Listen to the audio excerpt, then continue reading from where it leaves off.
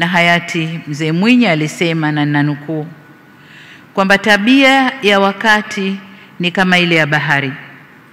Bahari inakupwa na kujaa mpaka ukingoni mwa maji. Baadaye hukupwa pole pole mpaka kufikia wakati kawa maji yote yameshaondoka ufukweni. Samaki werevu huondoka nayo hayo maji wakati yanapoondoka. Vinginevyo hupwelewa kwenye ufukwe. Yaani yakijaa maji samaki werevu huja nayo, na yakitoka maji basi samaki werevu huondoka nayo. Samaki watakaozembea kufuata maji watajikuta wamechelewa, wanatapatapa juu ya mchanga wakati maji hayo hayapo. Hivyo